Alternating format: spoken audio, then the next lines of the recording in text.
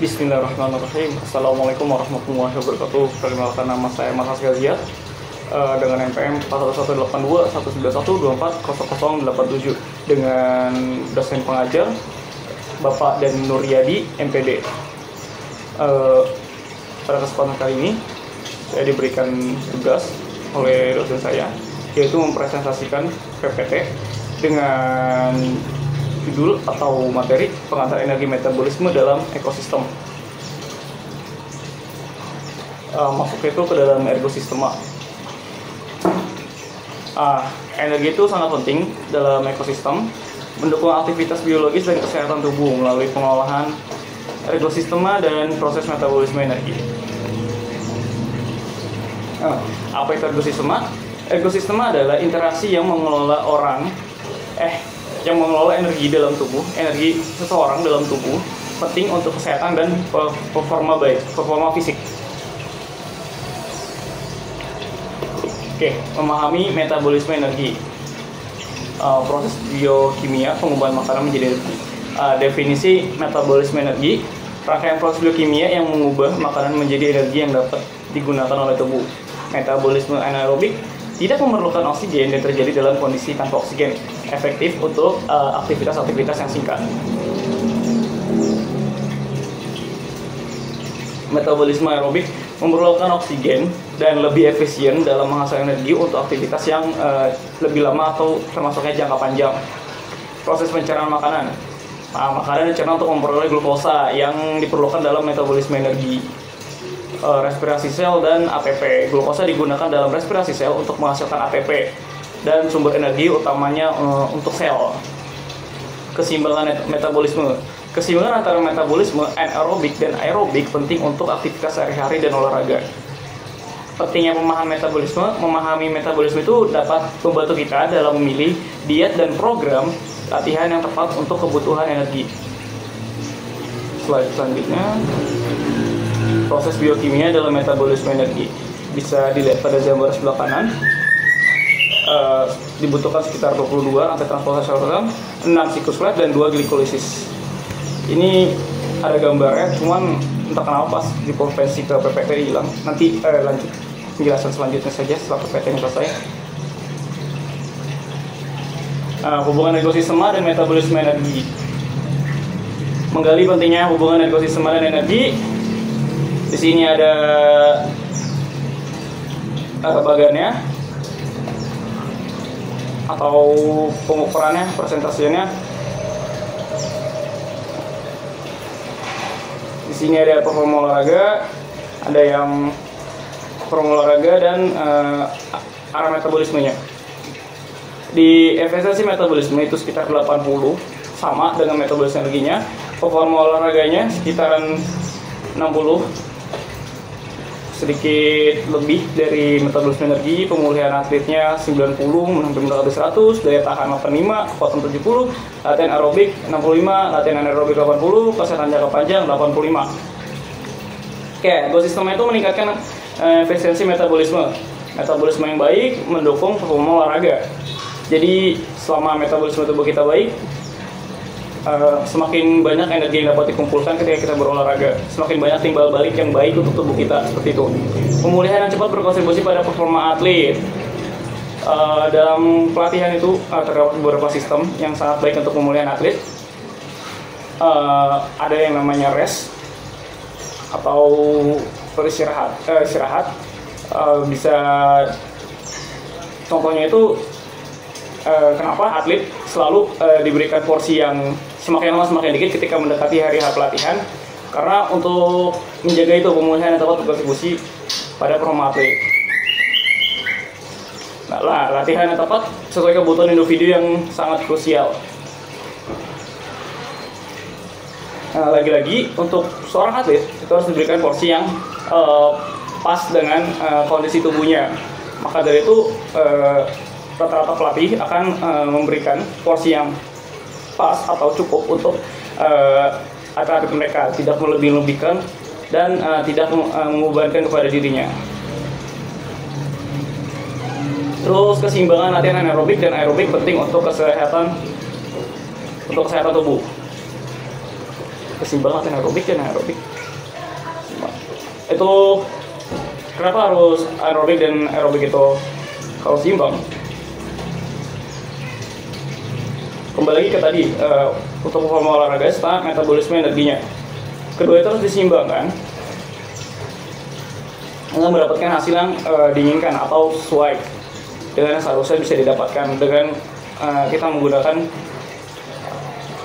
tadi itu formula olahraga yang sesuai dan metabolisme energi yang sesuai dengan kekuatan tubuh kita, tidak melebih-lebihkan. Selanjutnya, memahami jenis-jenis metabolisme energi. Oke, di samping itu ada gambar analisis kalori pada metabolisme aerobik dan aerobik seperti yang sebelumnya. Nah, di sini ada kalori yang dibakar dari 267, 534, 801 hingga sekitaran 1100. Metabolisme aerobik, metabolisme anaerobik, dan jenis metabolisme.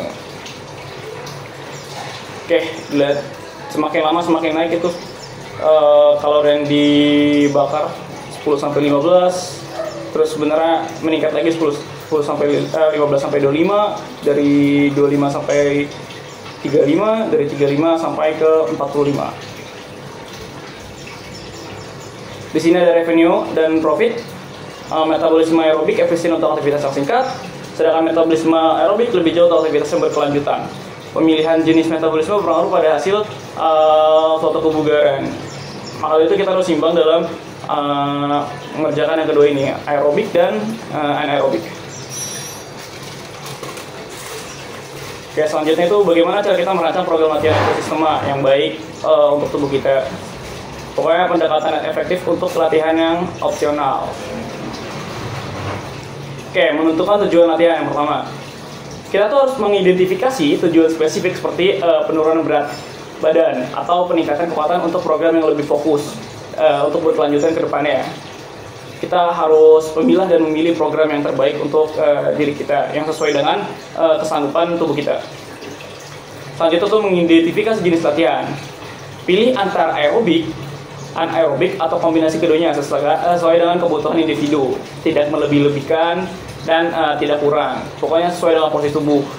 Jangan terlalu memberatkan, jangan terlalu juga agak enteng atau rendah. Yang ketiga, mengatur intensitas dan durasi. Untuk mengatur intensitas dan durasi itu sangat penting. Kenapa? Tingkat intensitas dan durasi latihan untuk memastikan hasil optimal dan efektif.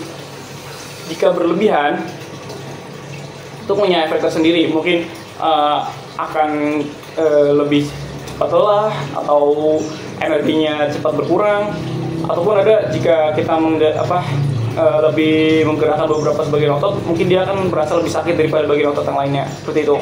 Yang keempat, perhatikan waktu pemulihan. Nah, seperti yang tadi saya sebutkan sebelumnya, waktu pemulihan itu sangat penting, apalagi bagi contohnya atlet atau olahragawan. Karena apa? Tubuh itu tidak bisa terus diolah setiap hari. Mungkin misalkan jika ada binaragawan atau pembentuk tubuh, dalam seminggu itu istirahat satu kali, mungkin dari Sabtu atau dari Minggu.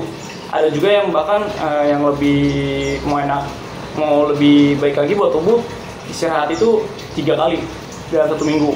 Jadi tidak terus-terusan olahraga karena kan otot ketika terbentuk itu membutuhkan waktu istirahat. Begitu. Untuk membentuk tubuh itu tidak langsung terbentuk, melainkan setelah kita berolahraga, kita melakukan namanya rest atau istirahat. Nah, di situ bentuk kita, otot tubuh kita akan terbentuk. Apalagi ketika terjadi di malam hari. Maka dari itu ketika kita bangun mulai berasa ada yang namanya tuh rasa sakit di bagian-bagian area tubuh kita. Seperti misalnya kita sedang melatih tricep, jadi bagian tricep ini akan sakit terasa hingga bawah lengan sini akan terasa sangat-sangat sakit seperti itu. Nah, perhatikan waktu pemulihan, jadwalkan waktu pemulihan yang cukup untuk menghindari cedera dan memastikan pemulihan yang baik. Nah, itulah salah satu fungsinya melakukan rest atau istirahat untuk menghindari cedera dan memastikan pemulihan yang baik.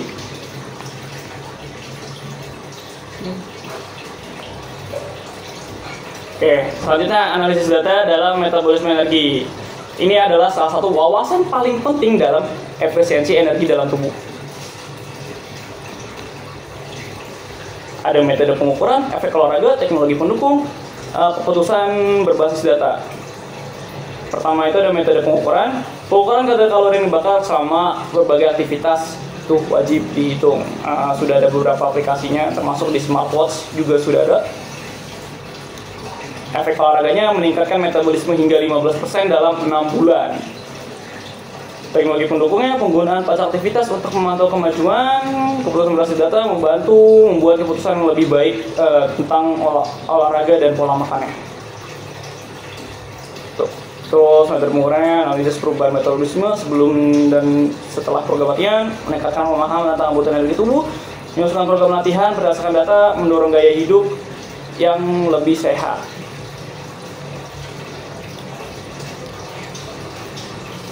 Kesimpulan dan sudah sampai saat terakhir ya. Sudah sampai saat terakhir. Kesimpulan dan panggilan untuk tindakan. Memahami ekosistema dan metabolisme energi sangat penting untuk mencapai kesehatan optimal dan meningkatkan performa fisik dalam aktivitas sehari-hari. Terus ada tambahan lagi catatan saya. Matiin dulu deh.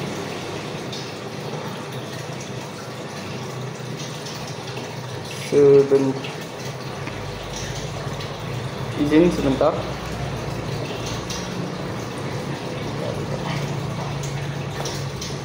Oke.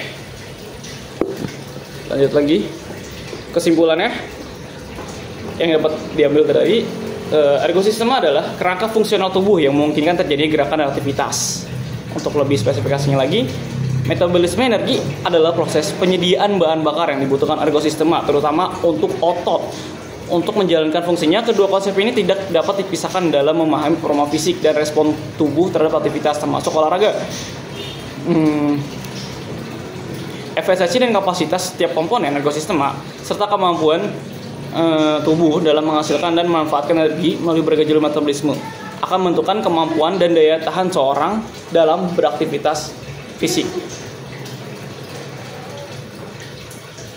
Di sini ada macam-macam bentuk latihan fisik. Ada contoh interaksi dalam olahraga juga dari catatan saya. Pertama adalah lari sprint, intensitasnya tinggi, durasinya singkat. Ototnya yang dilatih itu IE1, otot kaki, membutuhkan energi yang sangat cepat sehingga sistem fosfagen dan glikolisis anaerobiknya, metabolisme anaerobiknya menjadi dominan. Terus ada lari jarak jauh, intensitasnya rendah, sedang, dan durasinya panjang karena jarak yang jauh itu ya.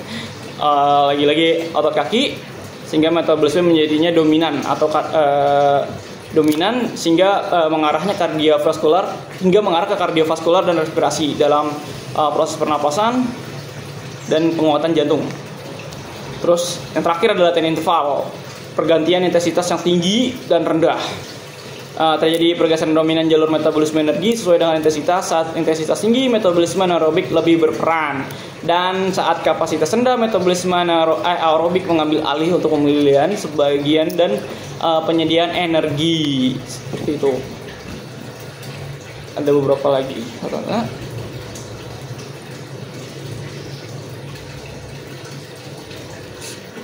Ada di dalam catatan saya ada transport elektron, NADH dan FADH2. Karena untuk menghasilkan ATP dalam jumlah besar, oksigen adalah putri elektron terakhir. Ada rumusnya juga banyak. Ada macam-macam kelelahan otot.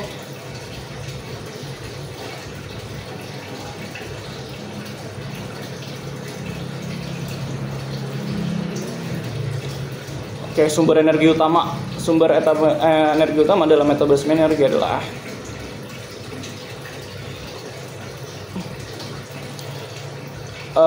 diambil paling besar dari makanan. Itu ada 3 sumber utamanya dari makanan. Yang pertama ada karbohidrat, yang kedua lemak atau lipid, yang terakhir ada protein.